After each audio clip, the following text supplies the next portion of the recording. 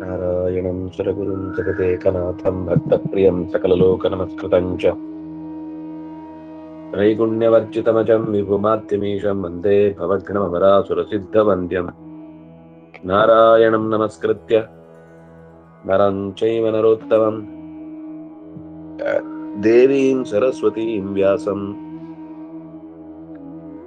ತತೋ ಜಯಮುದೀರಯೇ. ಸ್ವಸ್ತಿಸ್ತು ಸತಾಂ.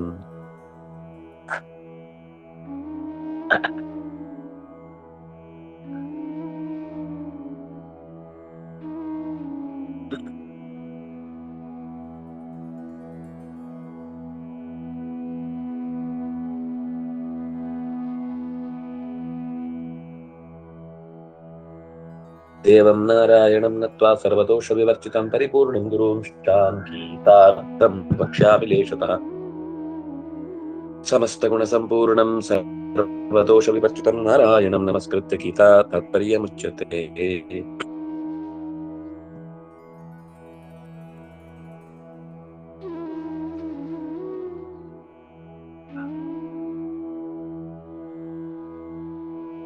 ಕ್ಷೇತ್ರ ಕ್ಷೇತ್ರಜ್ಞ ಸಂಯೋಗಾತಿತ್ಯತ್ರ ಕ್ಷೇತ್ರಂ ಶ್ರೀ.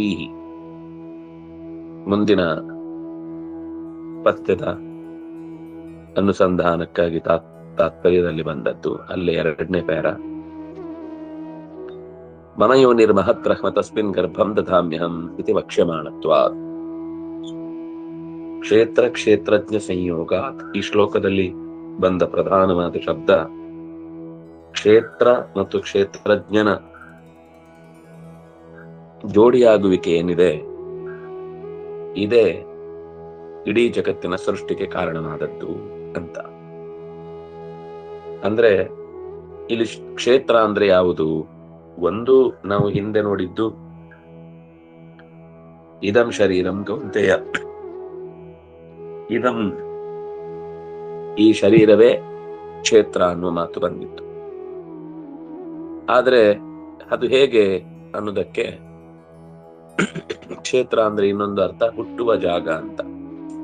ಅದಕ್ಕೆ ಬೇಕಾದ ಎಲ್ಲ ಸಂಗತಿಗಳನ್ನ ತುಂಬಿಸುವಂತ ಜಾಗ ಅಂತ.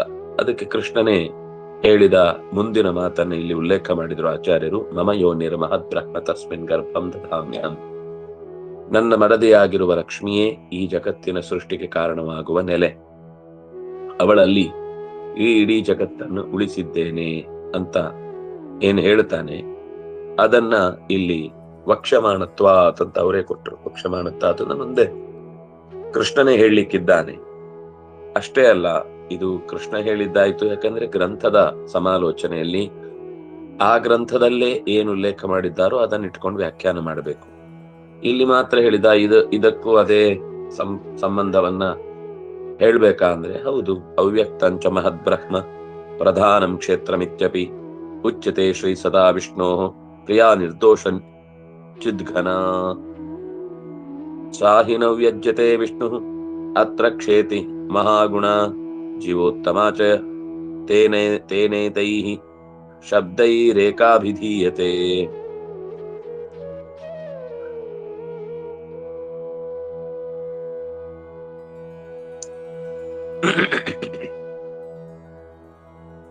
ಅವ್ಯಕ್ತಂ ಮಹತ್ ಪ್ರಧಾನಂ ಬ್ರಹ್ಮ ಕ್ಷೇತ್ರಂ ಎನ್ನುವ ಈ ಶಬ್ದಗಳಿಂದ ಶ್ರೀಯು ಕರೆಯಲ್ಪಡ್ತಾಳೆ ಮತ್ತು ವಿಷ್ಣುವಿನ ಪ್ರಿಯಳಾದ ಆಕೆ ನಿರ್ದೋಷಳಾಗಿ ಜ್ಞಾನಘನ, ಚಿದ್ಘನ ಅಂದ್ರೆ ಚಿತ್ ಅಂದ್ರೆ ಅರಿವು, ಚೈತನ್ಯಮಯವಾದಂತ ಸ್ವರೂಪ. ಅದರಿಂದ ಘನ ಒತ್ತಟ್ಟಿಗೆ ತುಂಬಿಕೊಂಡವಳು, ನಿರ್ದುಷ್ಟಳಾಗಿ ಅರಿವಿನಿಂದ ಕೂಡಿದವಳು, ಪ್ರಿಯ ವಿಷ್ಣುವಿಗೆ ಅತ್ಯಂತ ಪ್ರಿಯಳೂ ಆಗಿದ್ದಾಳೆ. ಕ್ಷೇತ್ರ ಮತ್ತು ಕ್ಷೇತ್ರಜ್ಞ ಅನ್ನುವ 2 ಸಂಗತಿಗಳಲ್ಲಿ ಕ್ಷೇತ್ರಜ್ಞರ ಬಗ್ಗೆ ಹಿಂದೆ ಹೇಳಿತ್ತು. ಕ್ಷೇತ್ರಜ್ಞಂಚಾಪಿ ಮಾಂ ವಿದ್ಧಿ ಸರ್ವ ಕ್ಷೇತ್ರೇಷು ಭಾರತ ಅಂತ. ಎಲ್ಲ ಕ್ಷೇತ್ರಗಳಿಗೆ ಸಂಬಂಧಪಟ್ಟಂತೆ ಪೂರ್ಣ ಅರಿವನ್ನ ಹೊಂದಿದವನು ನಾನೊಬ್ಬನೇ. ಉಳಿದವರೆಲ್ಲ ಕ್ಷೇತ್ರಸ್ಥರು. ಅದು ಕೂಡ ತತ್ತತ್ ಕ್ಷೇತ್ರಸ್ಥರು. ಸರ್ವ ಕ್ಷೇತ್ರಸ್ಥ ನಾನೇ. ಮತ್ತೆ ಎಲ್ಲ ಕ್ಷೇತ್ರದಲ್ಲಿ ಅಂತರ್ಯಾಮಿಯಾಗಿ ನೆಲೆಸಿ ಅದರ ಅಸ್ತಿತ್ವವನ್ನು ಉಳಿಸಿದವನು ನಾನೇ. ಆದರೆ ಕ್ಷೇತ್ರದ ಆಗು ಹೋಗುಗಳನ್ನ ಅರಿತವರು ಯಾರಾದ್ರೂ ಇದ್ರೆ, ಕ್ಷೇತ್ರ ಅಂದ್ರೆ ಏನು ಅಂತ ಗೊತ್ತಿದೆ ಹೊರತು ಕ್ಷೇತ್ರದಲ್ಲಿ ಏನೇನು ಅಂತ ಗೊತ್ತಿಲ್ಲ ಜೀವನಿಗೆ. ಹಾಗಾಗಿ ಅವನನ್ನ ಕ್ಷೇತ್ರ ಅಂತ ಒಂದು ಅರ್ಥದಲ್ಲಿ ಹಿಂದೆ ಕರೆದಿದ್ರು.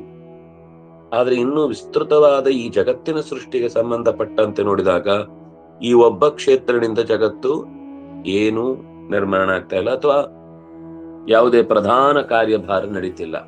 ಪ್ರಧಾನ ಕಾರ್ಯ ನಡಿಬೇಕು ಅಂದ್ರೆ ಪ್ರಧಾನರು ಬೇಕು. ಯಾರು ಪ್ರಧಾನ ಅಂದ್ರೆ ಈ ಇಡೀ ಜಗತ್ತಿನಲ್ಲಿ ಜಡ ಪ್ರಕೃತಿಯನ್ನು ನಿಯಮಿಸುವಂತಹ ಪರ ಚೈತನ್ಯ. ಅದ್ಯಾವುದು? ಅದನ್ನ ಕೃಷ್ಣ ಹೇಳಿದ ಶ್ರೀ. ಇಲ್ಲಿ ಶಬ್ದಗಳು ಬೇರೆ ಬೇರೆ ಏನೇನು ಬಳಕೆ ಆಗಿದೆ, ಅವಳನ್ನ ಅದು ಅವ್ಯಕ್ತ ಅನ್ನುವ ಶಬ್ದ ಹಿಂದೆಯೂ ಒಂದ್ಸರ್ತಿ ಶ್ರೀ ಅಂದ್ರೆ ಲಕ್ಷ್ಮೀ ರೂಪಕ್ಕೆ ಅವ್ಯಕ್ತ ಅನ್ನುವ ಶಬ್ದವನ್ನ ಬಳಸಿದ್ದು ನಾವು ನೋಡಿದ್ದೇವೆ.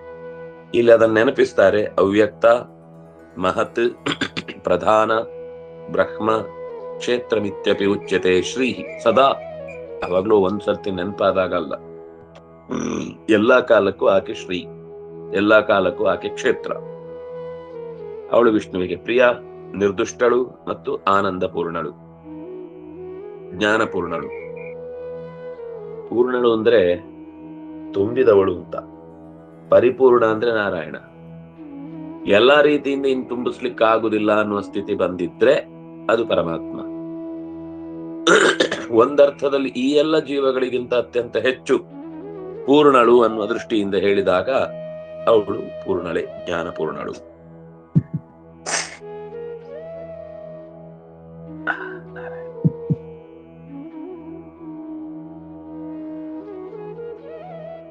ಅವ್ಯಕ್ತಂ ಆಯ್ತು.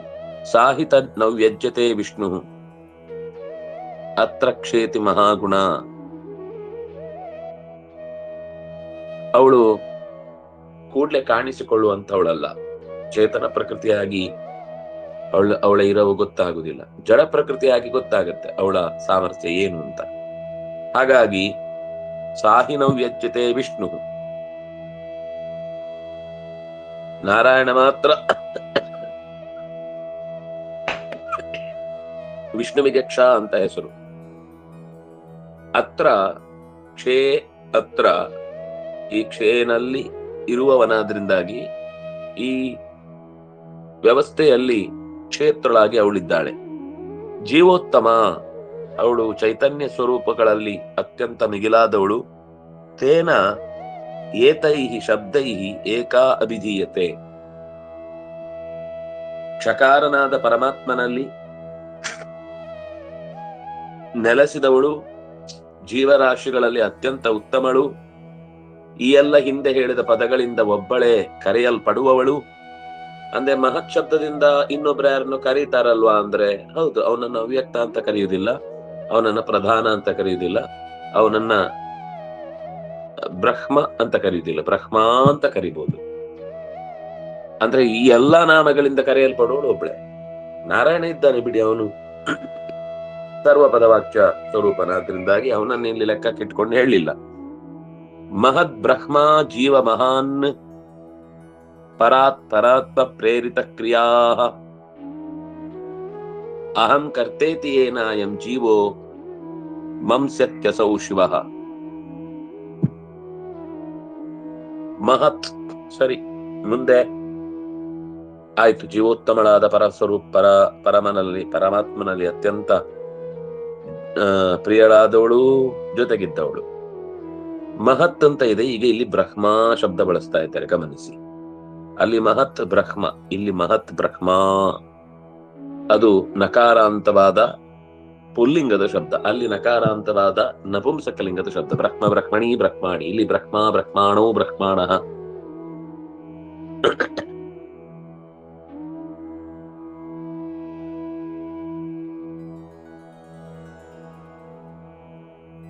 ಇದು ಜೀವ ಮಹಾನ್, ಜೀವರಲ್ಲೇ ಮಹಾನ್. ಅವಳು ಜೀವೋತ್ತಮ, ಜೀವರಿಗೆ ಉತ್ತಮ, ಜೀವರ ಮಧ್ಯದಲ್ಲಿ ಉತ್ತಮ ಅಲ್ಲ, ಜೀವರಿಗೆಲ್ಲ ಉತ್ತಮ ಅವಳು. ಜೀವರಾಶಿಯಲ್ಲಿ ಸೇರಿ ಅವಳಲ್ಲ. ಇವನು ಜೀವರಲ್ಲಿ ಮಹಾನ್. ಜೀವರಲ್ಲಿ ಮಹಾನ್ ಮಾತ್ರ ಅಲ್ಲ, ಪರಾತ್ಮ ಪ್ರೇರಿತ ಕ್ರಿಯಾ ಸೃಷ್ಟಿ ಮಾಡ್ತಾನಲ್ಲ, ಪರಮಾತ್ಮನ ಪ್ರೇರಣೆಯಿಂದ ಈ ಜಗತ್ತಿನ ಎಲ್ಲ ಸೃಷ್ಟಿ ಕ್ರಿಯೆಯನ್ನು ನಿರಂತರ ನಡೆಸ್ತಾ ಇರ್ತಾನೆ. ಇನ್ನು ಅಂದ್ರೆ ಒಂದು ಅರಿವಿಗೆ ಬರುವಂತದ್ದು ಅಂತಾಯ್ತು. ಇದೆ, ಏನೋ ಒಂದಿದೆ, ಅದು ಇರುವಂತದ್ ನಾನೇ. ಅಹಂ ಕರ್ತೇತಿ ಏನ ಎಂ ಜೀವೋ ಮಂಸ್ಯತ್ಯಸೌ ಶಿವ.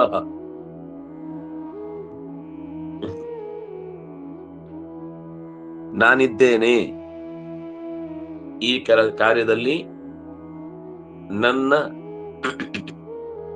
ಅಸ್ತಿತ್ವ ಅಗತ್ಯ, ನಾನ್ ಮಾಡದೇ ಇದ್ರೆ ಇಲ್ಲಿ ಕೆಲಸ ತೊಂದರೆ ಆಗತ್ತೆ ಅಂತೆಲ್ಲ ಒಂದು ಭಾವನೆ ಬರುತ್ತಲ್ವಾ. ಆ ಭಾವನೆಗೆ ಕಾರಣನಾದವ ಶಿವ. ಅಹಂ ಕರ್ತೇತಿ ಏನ ಅಯಂ ಜೀವ ಮಂಸ್ಯತೆ. ನಾನೇ ಎಲ್ಲ ಮಾಡಿದವನು ಅಂತ ಯಾರಿಂದಾಗಿ ತಿಳಿಯಲ್ಪಡ್ತಾನೋ ಅವನು ಶಿವ. ನಾನು ಮಾಡ್ತೇನೆ ಇಲ್ಲೋ ಬೇರೆ ಪ್ರಶ್ನೆ, ಆದ್ರೆ ನಾನ್ ಮಾಡ್ತೇನೆ ಅಂತ ಅನ್ನುವ ಹಾಗೆ ಒಳಗಿನಿಂದ ಅದು ನಾನೇ ಮಾಡಿದ್ದು. ಅದು ನಾನೇ ಮಾಡಿದ್ದು ಅಂದ್ರೆ ನನ್ನಲ್ಲೂ ಪೂರ್ತಿ ಅದಕ್ಕೆ ಬೇಕಿರುವ ಗಟ್ಟಿತನ ಇದೆಯಾ ಅಂತ ನಾನು ಯಾವತ್ತೂ ಪ್ರಶ್ನೆ ಮಾಡಿರಲ್ಲ. ಮಾತಾಡಬೇಕು ಅಂತ ಅನ್ಕೊಂಡು ಮಾತೆ ಹೊರಡದೆ ಇದ್ರೆ, ನೋಡ್ಬೇಕು ಅಂತ ಅನ್ಕೊಂಡಾಗ ಕಣ್ ಕತ್ಲೆ ಬಂದ್ರೆ, ಕೇಳಬೇಕು ಅಂತಿದ್ದಾಗ ಶಬ್ದಗಳೇ ಕಿವಿಗೆ ಕೇಳಿಸದೆ ಹೋದ್ರೆ, ಯಾವುದೇ ಇಂದ್ರಿಯಗಳಿಂದ ಏನೇ ಕೆಲಸ ಮಾಡುವಾಗ್ಲೂ ಅದರ ಹಿಂದಿನ ಪ್ರಚೋದಕ ಶಕ್ತಿ ನಮ್ಮನ್ನು ಆ ಹೊತ್ತಿಗೆ ಸರಿಯಾಗಿ ಪ್ರೇರೇಪಿಸದೇ ಇದ್ರೆ, ಅದನ್ನು ಯೋಚನೆ ಮಾಡದೆ ನಾವು ನಾನೇ ಇದರ ಪ್ರಧಾನ ಕಾರ್ಯಕಾರಿ ಅಂತ ಭಾವಿಸುವುದಕ್ಕೆ ಕಾರಣವಾದಂತಹ ಶಕ್ತಿ ನಾನು ಅನ್ನುವ ಎಕ್ಸಿಸ್ಟೆನ್ಸ್ ಬೇಕು. ಅಹಂ ಅನ್ನೋದು ಒಬ್ಬ ವರ್ತಮಾನ ವ್ಯಕ್ತಿಯ ನೆನಪು, ನಾನಿದ್ದೇನೆ ಅನ್ನುವ ಎಚ್ಚರ. ಅದು ಎಚ್ಚರವಾಗಿದ್ರೆ ಚಂದ, ಆದ್ರೆ ಅದು ಹುಚ್ಚರ ಹಾಗೆ ಮಾಡಿದ್ರೆ ಅದು ಮುಂದೆ ಅಪಾಯಕ್ಕೀಡಾಗುವಂಥದ್ದು ಅಂತ. ಸೋಹಂಕಾರ ಇತಿ ಪ್ರೋಕ್ತ ಜೀವಾಹಂಕೃತಿ ಕೃತ್ ಯತಃ. ಅವನನ್ನೇ ಅಹಂಕಾರ ತತ್ವ ಅಂತ ಕರೀತಾರೆ. ಅವನಿಗೆ, ಜೀವನಿಗೆ ಅಹಂ ಅನ್ನುವ ಭಾವವನ್ನ ಬರುವುದಕ್ಕೆ ಅಹಂಕೃತಿ ಕೃತ್, ನಾನ್ ಮಾಡಿದ್ದು ಅಂತನ್ನುವ ಆ ತನ್ನ ಆಕೃತಿಯನ್ನು ಕಲ್ಪಿಸಿಕೊಳ್ಳುವ, ಇದನ್ನು ನಾನು ಕೊಟ್ಟದ್ದು ಅಂತ ಬೋರ್ಡ್ ಬರೆಸುವ, ಇದನ್ನು ನಾನು ಹಾಕ್ಸಿದ್ದು ಅಂತ ಫೋಟೋ ಹಾಕ್ಸುವ, ಇದನ್ನ ನಾನೇ ಮಾಡಿಸಿದ್ದು ಅಂತ ಸ್ಟ್ಯಾಚ್ಯೂ ಇಡಿಸುವ, ಇದನ್ನ ನಾನೇ ಮಾಡಿಸಿದ್ದು ಅಂತ ಊರು ತುಂಬ ಹೊಗಳಿಸಿಕೊಳ್ಳುವ, ಈ ದುರ್ವೃತ್ತಿಗೆ ಕಾರಣವಾದಂತಹ, ಅಥವಾ ನಾನ್ ಮಾಡಿದ್ದು ಅನ್ನೋದ್ರಲ್ಲಿ ಒಂದು ಏನೋ ಭರವಸೆ ಅಥವಾ ಜನರಲ್ಲಿ ಧೈರ್ಯವನ್ನು ಹುಟ್ಟಿಸುವುದಕ್ಕಾಗಿ ಎಚ್ಚರ ಕೊಟ್ಟು, ಅದರ ಒಳಗಿನಿಂದ ಅದು ಪರತತ್ವದ ಕ್ರಿಯೆ ಎನ್ನುವ ಸ್ಪಷ್ಟವಾಗಿ ಪ್ರಜ್ಞೆ ಇದ್ದೂ ಕೂಡ ದೊಡ್ಡವರು ಕಾರ್ಯ ಮಾಡುತ್ತಾರೆ. ಅಲ್ಲಿ ಅದು ಸಮಸ್ಯೆ ಅಲ್ಲ. ಆದರೆ ಎರಡೂ ತರದ ಜ್ಞಾನ ಬೇಕು ಲೋಕದಲ್ಲಿ. ವ್ಯವಸ್ಥೆಗಳು ನಡೀಬೇಕು ಅಂದ್ರೆ ಸಾಧನೆಯ ದೃಷ್ಟಿಯಿಂದ ಅದು ತಪ್ಪು, ಆದ್ರೆ ಲೋಕದ ವ್ಯವಸ್ಥೆಯ ದೃಷ್ಟಿಯಿಂದ ಅದು ಸಹಜ. ಅದನ್ನು ಯಾರೊಬ್ಬ ಪ್ರಚೋದಿಸಬೇಕು. ಅದನ್ನ ಯಾಕೆ ಪ್ರಚೋದನೆ ಮಾಡಬೇಕು? ಪ್ರಚೋದನೆ ಮಾಡದೇ ಇದ್ರೆ ಅವರೆಲ್ಲ ಉದ್ಧಾರ ಆಗ್ತಿದ್ರಲ್ವಾ ಅಂತ ಈ ರೀತಿ ನಾವು ಪ್ರಶ್ನೆ ಕೇಳಿ ತಲೆ ಕೆಡಿಸಿಕೊಳ್ಳುವುದಕ್ಕೆ ಅರ್ಥ ಇಲ್ಲ. ಅದರ ಸ್ವಭಾವವೇ ಹಾಗೆ. ಅಹಂ ಅನ್ನುವ ಒಳಗಿನ ಏನು ಜೀವ ಅಥವಾ ಮನಸ್ಸಿನ ಒಂದು ಪ್ರಭೇದ ಇದೆ, ಅದು ಹಾಗೆ ವರ್ಕ್ ಆಗುವುದೇ ಅದರ ಸಹಜ ಗುಣ. ನಾನು ಅನ್ನುವ ಅಡಿಲೈನು ಹೊಂದಿದ ರೀತಿಯಲ್ಲೇ ಜಗತ್ತಿನಲ್ಲಿ ವರ್ತನೆಗೈಯುವುದು, ಅದನ್ನು ಪ್ರೇರೇಪಿಸುವ ಕೆಲಸವನ್ನ ರುದ್ರದೇವ ಮಾಡುತ್ತಾನೆ. ಇನ್ನು ಮುಂದೇನು? ಉಮಾ ಬುದ್ಧಿರಿತಿ ಜ್ಞೇಯ ಶಬ್ದಾದಿ ಜ್ಞಾನದಾಯತಃ ಮತಿದೋ ಮನ ಉದ್ದಿಷ್ಟ ಇಂದ್ರಸ್ಕಂದೋಪಿ ತತ್ಸುತಃ.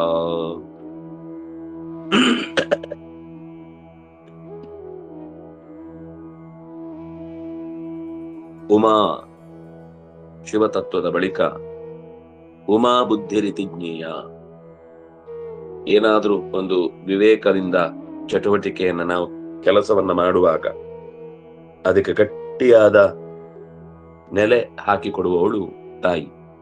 ಇಂದ್ರನನ್ನ ಯಕ್ಷ ಪ್ರಶ್ನಿಸುವ ಹೊತ್ತು ಬಂದಾಗ ಕಣ್ಣಿಗೆ ಕಾಣದೆ ಹೊರಟು ಹೋದ ತತ್ವದ ಕಡೆಗೆ ದೃಷ್ಟಿ ಹಾಯಿಸಿದಾಗ ಬಂದು ಆತನನ್ನು ಎಚ್ಚರಿಸಿದವಳು ತದ್ವಿಜಿಜ್ಞಾಸಸ್ವ ತದ್ಬ್ರಹ್ಮ ಅಂತ ಹೇಳಿದ ಉಮಾಂ ಹೈಮವತೀಂ ಅನ್ನುವ ಉಪನಿಷತ್ತಿನ ಜ್ಞಾನವನ್ನ ನಮಗೆ ಈ ಭಾಗ ನೆನಪಿಸಿ ಉಮಾ ಬುದ್ಧಿ ರೀತಿ ಪ್ರೋಕ್ತ ಜ್ಞೇಯ ಶಬ್ದಾದಿ ಜ್ಞಾನದಾಯತಃ ಶಬ್ದಾದಿ ಶಬ್ದ ಸ್ಪರ್ಶ ರೂಪರಸ ಗಂಧ, ಅದರಲ್ಲಿ ಶಬ್ದ ಸ್ಪರ್ಶ ರೂಪರಸ ಮತ್ತು ಗಂಧ ಅನ್ನುವ ಈ ಪ್ರಭೇದಗಳಿಗೆ ಸರಿಯಾಗಿ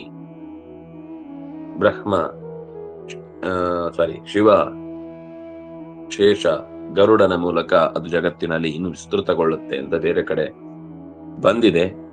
ಮತಿದೋ ಮನ ಉದ್ದಿಷ್ಟ ತಿಳಿವು, ಅಲ್ಲಿ ವಿವೇಕ ಅಂದ್ರೆ ಇದು ಸರಿ, ಇದು ತಪ್ಪು, ಇದು ಹೀಗೆ, ಇದು ಹಾಗೆ, ಇದು ಬೇಕು, ಇದು ಬೇಡ, ಇದು ಯಾಕೆ ಬೇಕು, ಇದು ಯಾಕೆ ಬೇಡ, ಇದು ಯಾಕೆ ಹೊತ್ತು, ಇದು ಯಾಕೆ ಸರಿ ಆಗ್ತಾ ಇಲ್ಲ ಅಂತ ಈ ವಿವೇಚನೆಯನ್ನು ಕೊಡುವಂತದ್ದು ಬುದ್ಧಿ ಆದ್ರೆ, ಸಾಮಾನ್ಯ ಒಂದು ವಿಷಯದ ಬಗ್ಗೆ ಅರಿವು ಬರಬೇಕು ಅಂತಂದ್ರೆ ಅದಕ್ಕೆ ಇಂದ್ರ ಬೇಕು.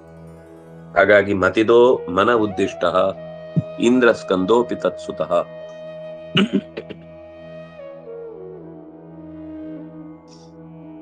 ಇಂದ್ರನಿಗೆ ಈ ಜವಾಬ್ದಾರಿ. ಸ್ಕಂದನು ಕೂಡ ಮನಸ್ಸಿನ ಅಭಿಮಾನಿ ಇದ್ದಾನೆ. ತತ್ಸುತಃ ಅವನ ಮಗನಾದ ಜಯಂತ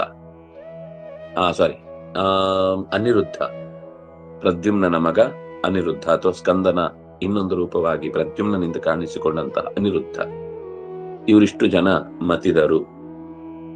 ಶ್ರೋತ್ರಂತು ಶ್ರಾವಯಂಶ್ಚಂದ್ರ ಸ್ಪರ್ಶೋ ವಾಯುಸುತೋ ಮಹತ್ ಚಕ್ಷು ಸೂರ್ಯಶ್ಚಕ್ಷಯತಿ ಜಿಹ್ವಾ ವಾರಿಪತಿರ್ಹೃತೆ.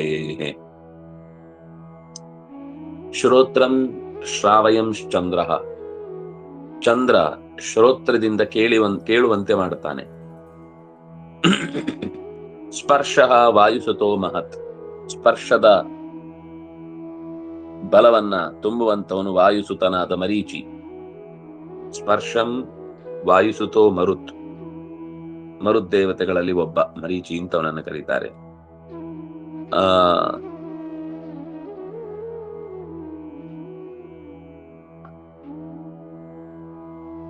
ಮುಖ್ಯವಾದ ಮರುತ್ತನ್ನಿಟ್ಟುಕೊಂಡ್ರು ಇಲ್ಲಿ ಈಗ ಸದ್ಯಕ್ಕೆ ಅವನು ಪ್ರಧಾನವಾಗಿದ್ದೇ ಇರ್ತಾನೆ. ಆದ್ರೆ ಹೇಳಲಿಕ್ಕೆ ಹೊರಟದ್ದು ವಾಯುಸುತನಾದಂಥವನು. ಅದರಿಂದಾಗಿ ಅವನು ಈಗ ಎಲ್ಲದಕ್ಕೂ ಭಗವಂತ ಕಾಮನ್ ಇದ್ದೇ ಇರ್ತಾನೆ. ಅದರಿಂದ ಅದನ್ನು ಮತ್ತೆ ಹೇಳಬೇಕಾಗಿಲ್ಲ.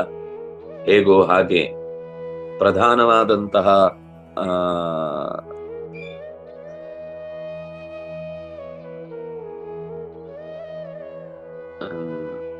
ವಾಯು ಸ್ಪರ್ಶಕ್ಕೆ ಕಾರಣನಾಗಿ ಇದ್ದೇ ಇರ್ತಾನೆ. ಇಲ್ಲಿ ಅದಕ್ಕಿಂತ ಇನ್ಫೀರಿಯರ್ ಆಗಿದ್ರು ಕೂಡ ಅಲ್ಲಿಂದಲೇ ಕಾರ್ಯಭಾರ ಶುರುವಾಗುತ್ತೆ ಅನ್ನೋ ದೃಷ್ಟಿಯಿಂದ ಅಲ್ಲಿ ನಿಂತೇ ಉಳಿದ ದೇವತೆಗಳು ಕಾರ್ಯಭಾರ ಶುರು ಮಾಡ್ತಾರೆ. ಅದರಿಂದಾಗಿ ಅಲ್ಲಿಂದ ನೆನಪು ಮಾಡ್ಕೊಳ್ತಾರೆ ಹೆಸರನ್ನ.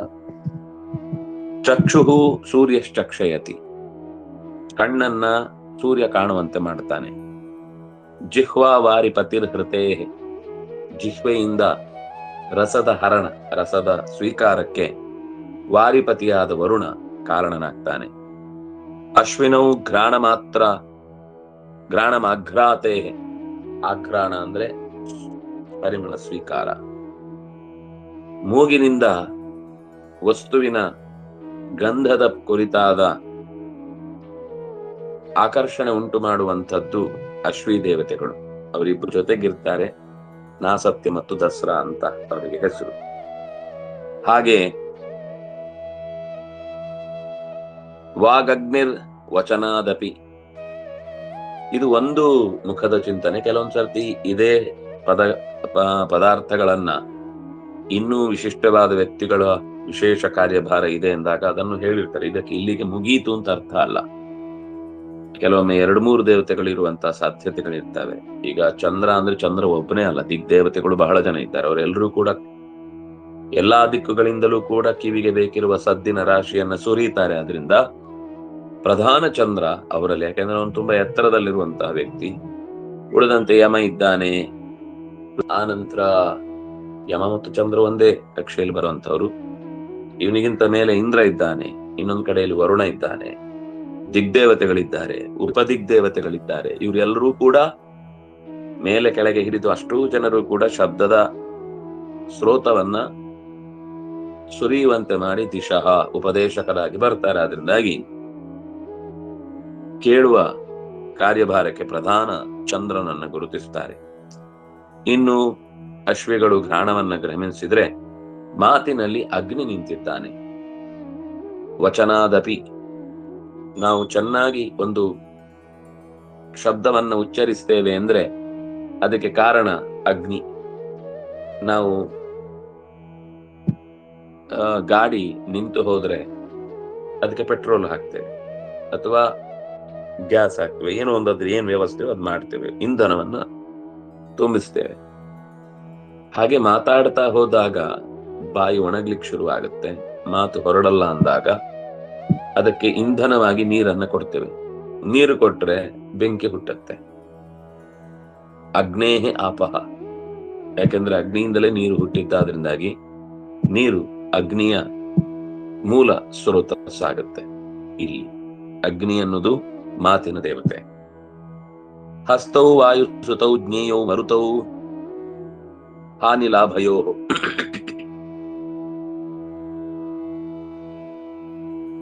ಮತ್ತಿಬ್ಬರು ವಾಯುದೇವನ ಮಕ್ಕಳು ಹಸ್ತದಿಂದ ಕಾರ್ಯಭಾರವನ್ನು ಮಾಡಿಸಿ ಹಾನಿ ಮತ್ತು ಲಾಭ, ಪಡೆಯುವುದು ಮತ್ತು ಕೊಡುವುದು ಅನ್ನುವ ಈ ಕಾರ್ಯಕ್ಕೆ ಕೈಗಳಿಗೆ ಪ್ರೇರಕರಾಗಿ ವಾಯುಸುತರಿಬ್ಬರಿದ್ದಾರೆ. ಪಾದೌತು ವಿಷ್ಣುನಾವಿಷ್ಟೌ ಯಜ್ಞ ಶಂಭೂ ಶಚೀಸುತೌ.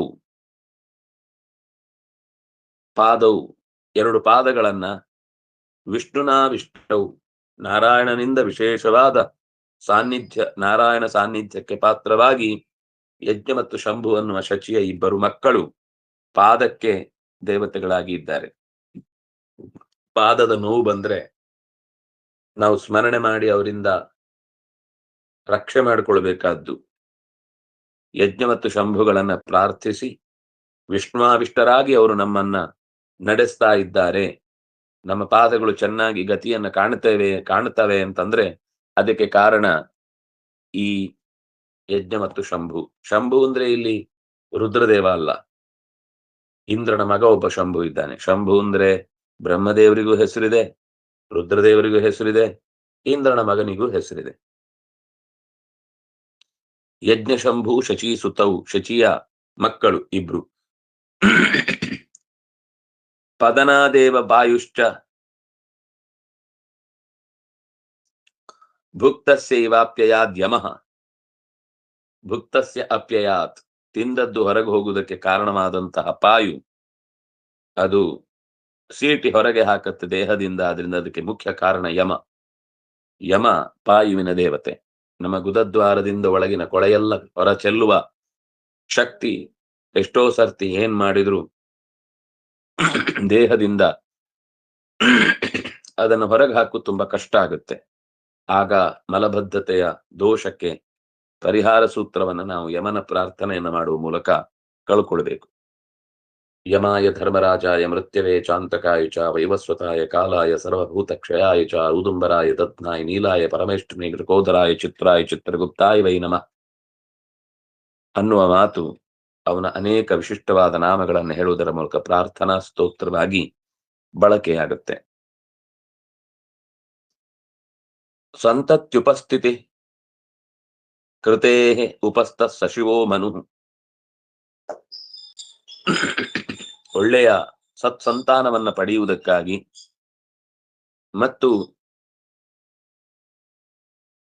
ದೇಹದ ಕೊಳೆಯನ್ನ ಕಳ್ಕೊಳ್ಳುವುದಕ್ಕಾಗಿ, ರತಿಯನ್ನ ಪಡೆಯುವುದಕ್ಕಾಗಿ ಉಪಸ್ಥ ಅನ್ನುವುದು ಉಪಸ್ಥಿತಿ ಕೃತೇ ಉಪಸ್ಥ.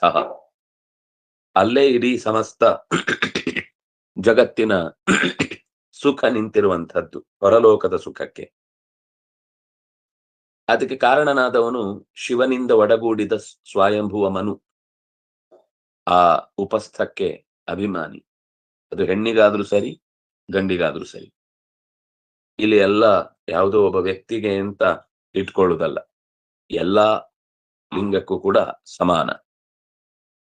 ಸಂತತ್ಯುಪಸ್ಥಿತಿ ಕೃತೇ ಉಪಸ್ಥಸ್ಸ ಶಿವೋ ಮನು ವಿನಾಯಕಸ್ತಥಾಕಾಶಃ ನಿರಾವೃತ್ಯ ಪ್ರಕಾಶನಾತ್ ಪ್ರಧಾನ ವಾಯುಜೋ ಭೂತ ವಾಯುರ್ನಾಮ ಮರೀಚಿಕಃ. ಅಲ್ಲಿ ವಾಯುಸುತ ಅಂತಂದ್ರೆ ನಾನು ಹೇಳಿದೆ ಅದು ಪ್ರವಾಹ ಅಂತ ತಗೊಳ್ಬೇಕು. ಯಾಕೆಂದ್ರೆ ಅಲ್ಲಿ ಅವನನ್ನು ತಗೊಂಡ್ರೆ ಇಲ್ಲಿ ಮರೀಚಿಯನ್ನ ತಗೊಳ್ಬೇಕು ಅಂತ ಸ್ಪಷ್ಟ ಆಗುತ್ತೆ. ಇಲ್ಲಿ ಮರೀಚಿಯೇ ಪ್ರಧಾನ. ವಿನಾಯಕ ಗಣಪತಿಯ ಸುತ. ಅವನು ಆಕಾಶದ ತತ್ವಕ್ಕೆ ಅಭಿಮಾನಿ. ಇನ್ನು ಪ್ರಧಾನ ವಾಯುವಿನ ಮಗನಾದ ಭೂತವಾಯು, ಅನೇಕ ಜನ ವಾಯುವಿನ ಮಕ್ಕಳಿದ್ದಾರೆ. ಮರೀಚಿ ವಾಯು, ಪ್ರವಾಹ ವಾಯು, ಇನ್ನೊಬ್ಬ ಏನು ಹೆಸರಿದೆ,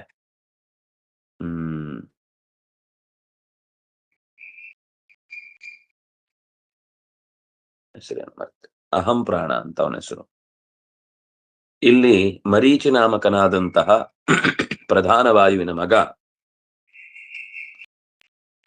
ಆಕಾಶದ ಅಭಿಮಾನಿಯಾಗಿ ವಿನಾಯಕ ಇದ್ರೆ, ಪ್ರಧಾನ ವಾಯುವಾದ ಭೂತವಾಯು ಗಾಳಿಯನ್ನ ನಮಗೆ ಮರೀಚಿಯ ಮೂಲಕ ಉಣಿಸ್ತಾನೆ. ಅಗ್ನಿಶ್ಚ ಪೃಥಿವೀ ಚೈವ ಪ್ರಸಿದ್ಧೌ ವರುಣೋ ಜಲಂ. ಅಗ್ನಿಗಾದ್ರೆ ಪೃಥಿವಿಯ ದೇವತೆ. ವರುಣ ಜಲಂ, ವರುಣನು ನೀರಿನ ದೇವತೆಯಾಗಿದ್ದಾನೆ. ಅದನಾತ್ ಪ್ರಥನಾತ್ ಜನ್ಮ ಜಯಹೇತೋ ತಥಾಭಿಧಾಃ ಶಬ್ದಾದ್ಯ ಪಂಚ ಶಿವಜಾಃ ಶಬ್ದನಾತ್ ಸ್ಪರ್ಶನಾದಪಿ ರೂಪಣಾತ್ ರಸನಾಚ್ಚೈವ ಗಂಧನಾಚ್ಚ ತಥಾಭಿಧಾಃ. ಇನ್ನು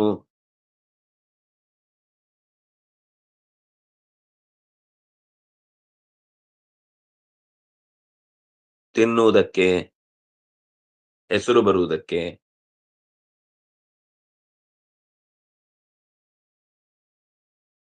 ಹುಟ್ಟುವುದಕ್ಕೆ, ಗೆಲುವಿಗೆ, ಹೀಗೆ ಬೇರೆ ಬೇರೆ ಕಾರ್ಯಗಳಿಗೆ ಅನೇಕ ರೀತಿಯ ದೇವತಾ ಶಕ್ತಿಗಳು ಕೆಲಸ ಮಾಡ್ತಾರೆ. ಅವರವರಿಗೆ ಈ ಹೆಸರುಗಳು ಯಾಕೆ ಬಂತು ಅನ್ನೋ ರೀತಿಯಲ್ಲಿ ಹೇಳಿದ್ದು. ತಿನ್ನುವ ಕೆಲಸ ಬಾಯಿ ಚೆನ್ನಾಗಿ ಮಾಡ್ತಾ ಹೋಗುತ್ತೆ. ಅಂದ್ರೆ ಶಬ್ದ ಸ್ಪರ್ಶ ರೂಪ ರಸಗಂಧಗಳ ಶಬ್ದಾದ್ಯಾಹ ಪಂಚಶಿವಜಾಹ, ಶಬ್ದ ಮೊದಲಾದವುಗಳಿಗೆ ಪಂಚಶಿವಜಾಹ, ಪ್ರಾಣ ಅಪಾನ ವ್ಯಾನ ಉದಾನ ಸಮಾನ ಅಂತ ಶಿವನ 5 ಜನ ಮಕ್ಕಳಿದ್ದಾರೆ. ಅವರೆಲ್ಲ ಈ ಲೋಕದಲ್ಲಿ ಸ್ಕಂದ ಮತ್ತು ಗಣೇಶನ ಹಾಗೆ ಕಾಣಿಸಿಕೊಳ್ಳುವವರಲ್ಲ. ಅವರು ಕೇವಲ ತತ್ವಲೋಕಗಳಲ್ಲಿ ಕೆಲಸ ಮಾಡುವವರು.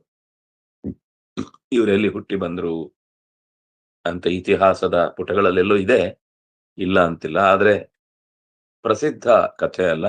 ಅದಕ್ಕೆ ಹಿಂದಿಂದ ಕೇಳುವಾಗ ಬಹಳ ಪ್ರಸಿದ್ಧವು ಏನು, ಅಗ್ನಿಶ್ಚ ಪೃಥಿವೀ ಚೈವ ಪ್ರಸಿದ್ಧೌ ವರುಣೋ ಜಲಂ, ಇದೆಲ್ಲ ಲೋಕದಲ್ಲಿ ಪ್ರಸಿದ್ಧ.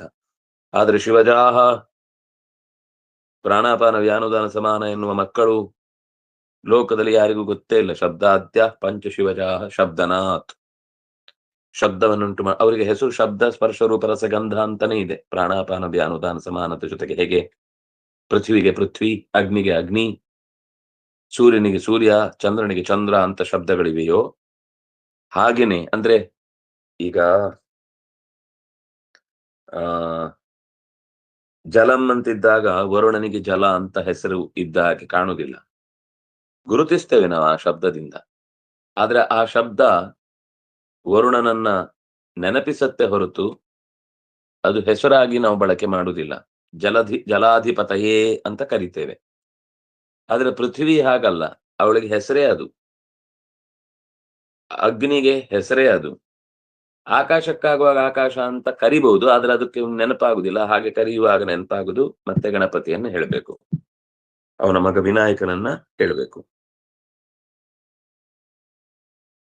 ಹಾಗಾಗಿ ಶಬ್ದ ಮಾಡುವುದರಿಂದ, ಶಬ್ದ ಅಂತ ಹೆಸರು ಸ್ಪರ್ಶನಾಥ್, ಸ್ಪರ್ಶ ರೂಪನಾಥ್, ರೂಪರಸನಾಥ್, ರಸನ ಗಂಧನಾಥ್, ಗಂಧ ಇದು ತಥಾಭಿಧಾ, ಇದೇ ಹೆಸರು ಅವರಿಗೆ.